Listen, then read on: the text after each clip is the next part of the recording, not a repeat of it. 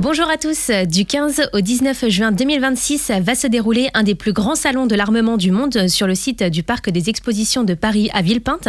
Il s'agit d'Eurosatory. Sur ce salon, l'armée de terre aura l'occasion de présenter ses matériels et ses savoir-faire déjà largement éprouvés sur différents théâtres d'opération. Du personnel de tout grade assurera des présentations statiques et dynamiques et partagera son expérience avec le public, tout comme aujourd'hui sur Skyrock PLM, où nous avons le plaisir de recevoir le sergent-chef Stevie du 7e bataillon de chasseurs alpins pour aborder son parcours au sein du GCM, le groupement Commando Montagne. Bonjour Stevie et merci d'avoir accepté notre invitation. Bonjour Léa, avec plaisir. Alors évidemment, je précise que comme tu fais partie du groupement Commando Montagne, on va renforcer la protection de ton anonymat, ce qui veut dire que tu vas garder ce foulard sur ton visage tout au long de notre entretien. Et avant de parler de ton métier, ta spécialité et ton parcours, est-ce que tu peux rapidement nous expliquer ce qu'est un bataillon de chasseurs alpins ? Complètement. Alors le bataillon de chasseurs alpins, ça va être dans l'arborescence de l'armée de terre, ça va être le pion de base. Donc il va être commandé par un colonel, donc ce qu'on appelle nous un chef de corps, avec donc un volume à peu de choses près sous des ordres de 1000 personnes et donc du coup lui va être le premier pion de manœuvre donc pour la suite avec donc encore au-dessus donc la brigade et encore au-dessus la division. Voilà. Donc du coup le régiment, donc comme on peut le voir, les régiments donc ça va plus être appelé par nos collègues qui vont être non spécialisés alpins, et pour la partie chasseurs alpins donc eux ça va vraiment être ce qu'on appelle donc le bataillon, donc qui va vraiment évoluer en partie montagne et donc montagne et / grand froid qui donc une grosse dominante dans notre spé, et comme on l'a dit précédemment, bah ouais, c'est un peu facile pour nous d'aller nous entraîner parce que bah, c'est juste en dessous des montagnes, on est tous basés à côté des montagnes, donc il y a juste à aller monter et grimper, puis on peut aller bosser quoi. Et au sein de ton bataillon, donc il y a un détachement particulier, c'est celui auquel tu appartiens. Est-ce que tu peux nous expliquer justement à quoi il sert ? C'est quoi un petit peu votre quotidien ? Bien sûr. Donc au groupe, donc groupement Commando Montagne, donc la spécificité qu'on va avoir, donc c'est de faciliter l'engagement des troupes en milieu montagneux. Donc comme je te l'ai dit précédemment, il y a quand même pas mal de matériel, beaucoup de poids. Et en fait, notre première mission à nous, en gros, ça va être donc d'aller engager donc les troupes en avance de phase. On va devoir se déplacer en avance de phase, poser des équipements de passage pour pouvoir sécuriser leur passage. Donc un truc lambda, on part sur une mission où on doit passer un col, et ben on va sécuriser ce col, on va mettre des points, des cordes ou des échelles sur des points de sécurité pour pouvoir donc faciliter le passage de la troupe qui est lourdement équipée, et ensuite après donc bien sûr de protéger leur passage, et ensuite après avoir facilité leur passage, donc enlever l'entièreté du matériel et pouvoir décrocher pour pouvoir suivre la manœuvre. Et à côté de ça, donc le GCM, c'est aussi donc dans un premier temps en 1930 donc des unités des sections, des groupes qui étaient envoyés en avance de phase, d'accord, donc qui étaient les sections d'éclaireurs skieurs, qui ensuite par la suite ont évolué et donc sont devenus la partie URH, donc c'est la partie donc recherche humaine, où en gros là ça sera resté toujours dans la même dynamique, donc du renseignement dans la profondeur, aider au franchissement des unités, et après par la suite en 2007 ça a entre guillemets changé de nom pour devenir le groupement Commando Montagne, donc le GCM. Et je reviens justement sur la partie renseignement dans la profondeur, donc ça veut dire que vous infiltrez en discrétion et vous vivez caché pour justement observer ? Alors oui, il y a une partie de nos missions qui va nous obliger à aller nous enterrer, comme on va le dire, donc il va avoir du renseignement ouvert et du renseignement encouvert. Donc le renseignement ouvert, ça va être sur la partie urbaine, donc, et à côté de ça on va avoir donc une partie donc renseignement donc entre guillemets couvert, où là on va devoir s'infiltrer, vivre en cache, donc sous terre, pour pouvoir effectuer donc des missions de renseignement donc à but d'action, ce qu'on dit en général, c'est-à-dire qu'on va capter le renseignement pour les grands chefs, et ensuite après avoir capté ce renseignement, on va le transmettre aux chefs qui eux vont prendre par la suite la décision donc d'une intervention ou pas sur l'objectif qu'on aurait décelé. L'objectif peut être donc une batterie d'artillerie spécifique, de la télécommunication ou un poste donc opérationnel de commandement qui a donc un objectif à haute valeur ajoutée pour nous et pour les chefs. Et l'une de vos missions, c'est aussi la transmission de savoir-faire dans le domaine montagne et grand froid. Est-ce que tu peux nous en parler ? Donc oui, complètement. Donc pour la partie grand froid, on va travailler donc avec le GMHM, donc le groupe militaire de haute montagne, qui est donc des pointures dans la partie expédition et recherche et développement. C'est le grand laboratoire laboratoire de l'armée de terre, d'accord, qui est mondialement connu et qui lui en gros va vraiment pousser à son paroxysme la pratique de la montagne un peu partout dans le monde. Et donc du coup on va échanger avec ces personnes-là avant de faire nos expéditions donc au Groenland pour pouvoir pratiquer une montagne rigoureuse. Et surtout après par la suite nous notre boulot ça va vraiment d'être de mettre notre patte de combattant à cette pratique de la montagne pour pouvoir superposer ça donc en milieu grand froid et être en mesure après donc de ventiler ça dans les différentes compagnies, groupes ou entre guillemets unités qui vont devoir travailler avec nous dans la partie grand froid. Justement, en résumé, on peut dire que vous êtes le détachement d'élite de la brigade et de vos bataillons et régiments. Ça fait un peu grosse tête de dire ça, mais en gros, on a vraiment beaucoup de formations, beaucoup de stages et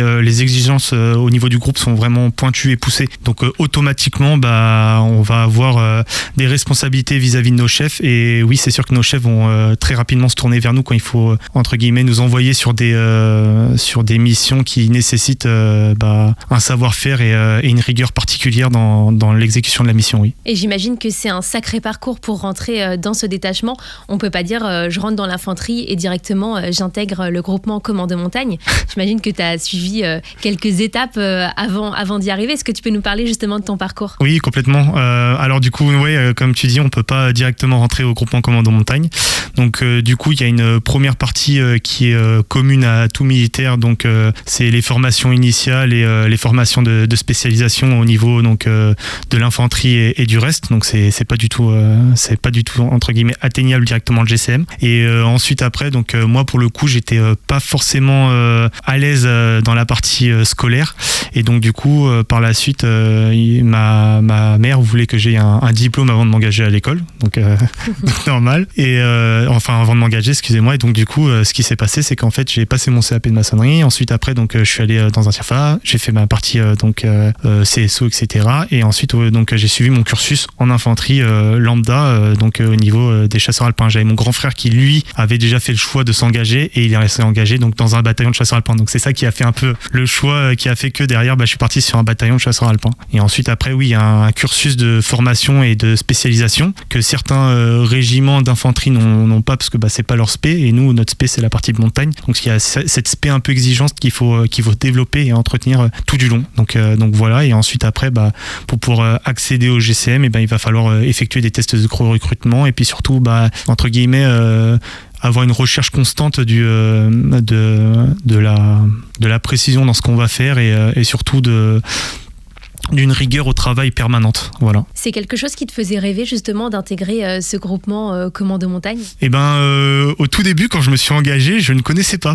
Donc du coup, moi, je voulais déjà bien faire mon travail en tant que fantassin de base. Et ensuite, quand je me suis engagé, j'avais un collègue qui était avec moi, avec qui je faisais la formation, qui arrêtait pas de nous casser un peu les oreilles sur les GCM, et c'était quelque chose d'un peu obscur qu'on voyait de loin. Et on se disait par la suite, et puis en travaillant, etc., en restant un peu au bataillon, on commence à connaître ces gars un peu au fond du bataillon, un peu obscurs et tout. Et puis en fait, on démystifiait un peu le truc. Et en fait, moi, dans un premier temps, j'ai voulu donc effectuer les tests quand j'étais militaire du rang. Donc c'est la partie de base, entre guillemets, le socle de base de l'armée de terre. Et du coup, j'ai présenté mes tests et entre guillemets, sur la partie fin des tests, donc on a un entretien et sur l'entretien, j'ai des chefs qui sont venus moi en me disant, écoute, donc Stevie, des bons tests, mais il y a quelques tares qu'il faut corriger. Et moi, pour moi, c'est quelque chose de peut-être pas commun, mais la partie français, parce que automatiquement, c'est pas que tenir une arme, d'être militaire, c'est aussi pouvoir faire des comptes rendus précis et corrects à ses chefs. Et il y a de l'expression écrite, mais il y a aussi de l'expression orale. Et donc l'expression écrite était un problème en tout cas pour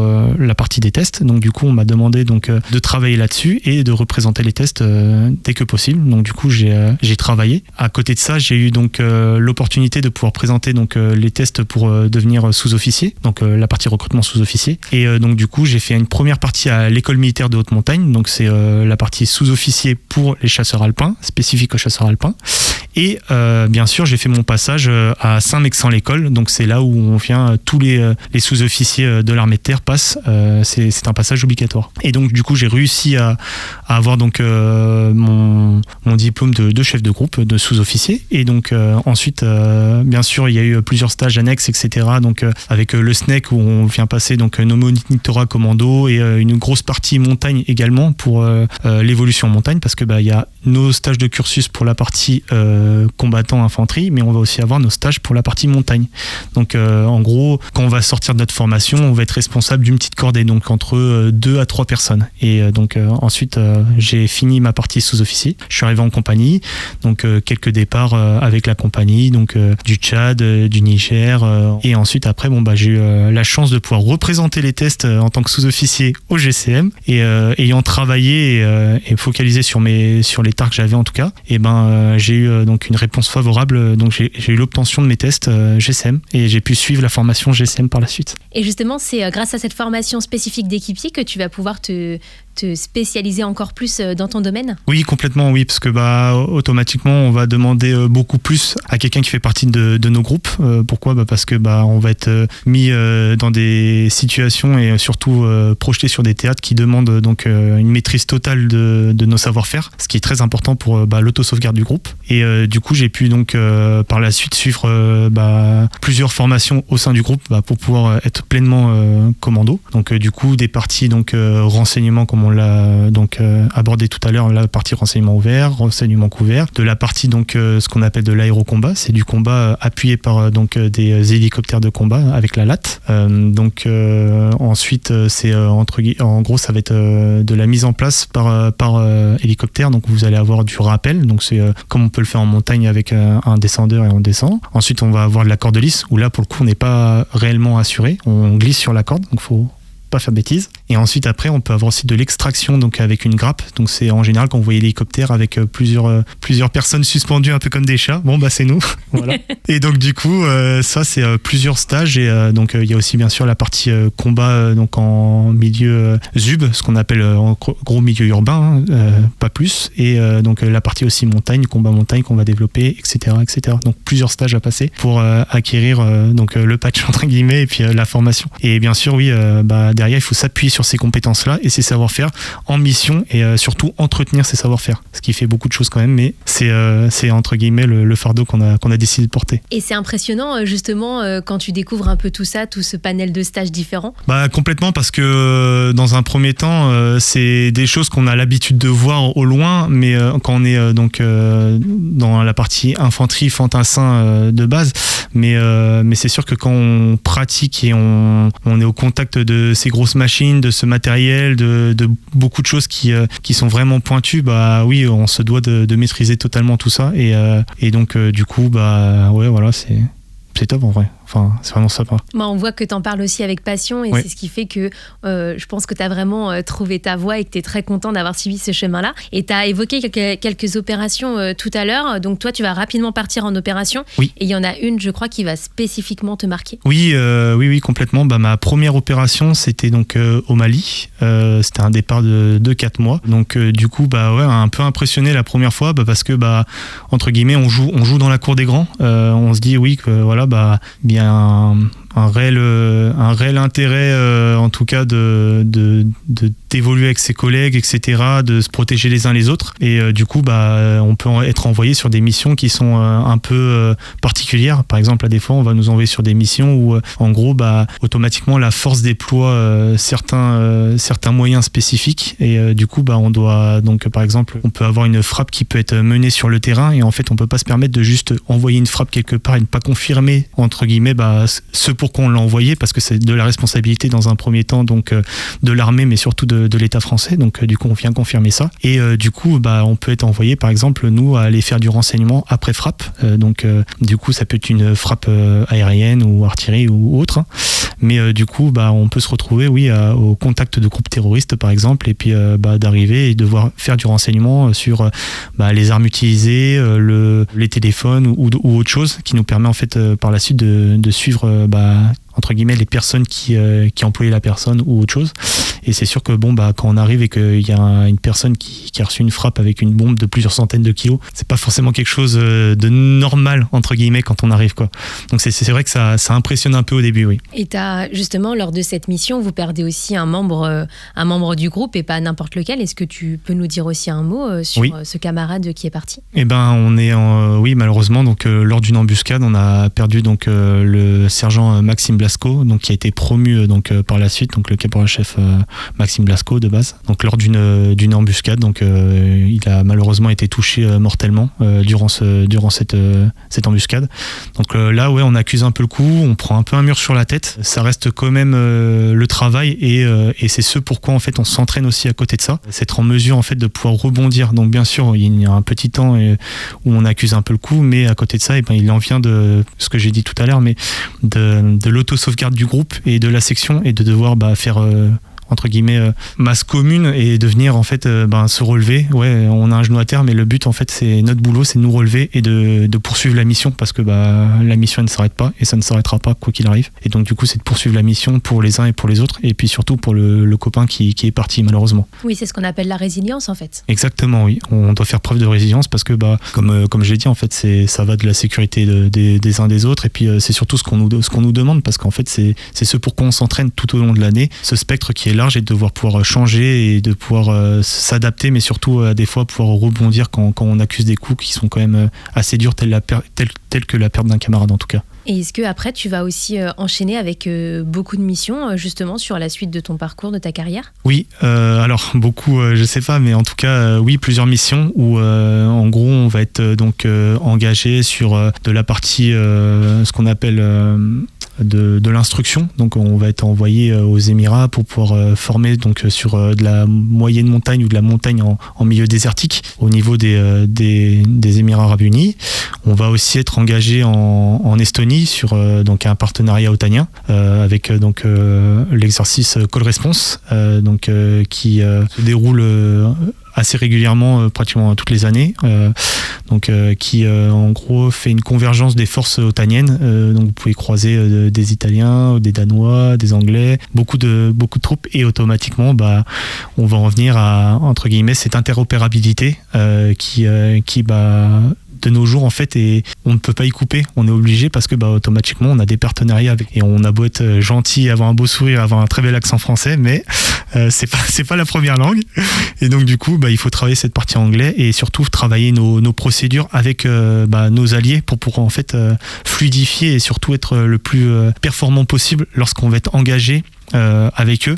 Donc bien sûr que ça reste du partenariat et que ça reste de l'entraînement, mais il faut qu'on garde cette capacité à être réversible, donc d'où la résilience, et être en mesure en fait de pouvoir travailler avec eux au claquement de doigts. Donc c'est ce qui est fait en tout cas sur la partie estonienne. Et il y a aussi un autre sujet qui est d'actualité, c'est l'innovation au sein du groupement Commando Montagne. Est-ce que c'est quelque chose qui vous touche de près justement ? Oui, complètement, parce que comme on l'a dit précédemment, quand on est vraiment c'est une vocation en tout cas pour moi c'est une vocation ce métier, et qu'on est vraiment saisi par ce qu'on fait et qu'on adore ce qu'on fait, automatiquement on a envie de travailler pour l'équipe et aller dans le sens de l'équipe. Mais à côté de ça, on a aussi reçu des directives du chef d'état-major des armées, donc du coup ce qui nous permet par la suite de pousser un peu cette innovation et de pouvoir travailler sur plein de spectres tels que la partie sanitaire, en tout cas la partie drone qui est un peu plus lambda pour tous, mais qui reste quand même quelque chose de majeur à travailler, ce qui est utilisé maintenant un peu partout dans le monde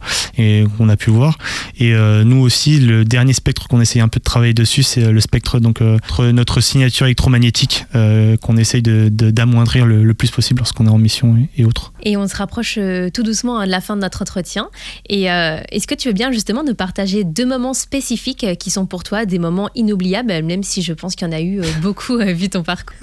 Oui, complètement. Et le premier qui me vient tout de suite à l'esprit, c'est mon premier vol en parapente, parce que c'est quelque chose entre guillemets que j'aurais peut-être jamais pu pratiquer si je serais pas rentré dans les armées, en tout cas au GSM.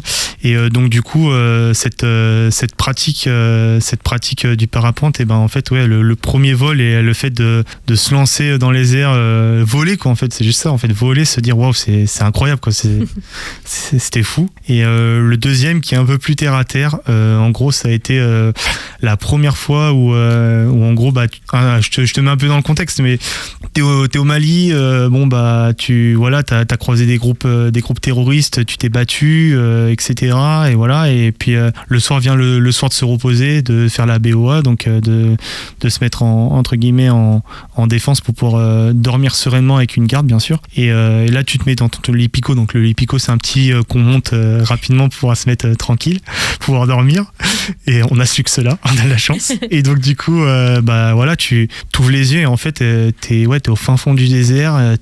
T'as l'immensité de la Voie lactée devant tes yeux et c'est fou quoi. Il y a pas la pollution lumineuse comme on l'a un peu chez nous. Et ouais, c'est vraiment incroyable. Ça serait vraiment, c'est vraiment fou. Ça a l'air, je le sens vraiment quand tu m'en parles, effectivement.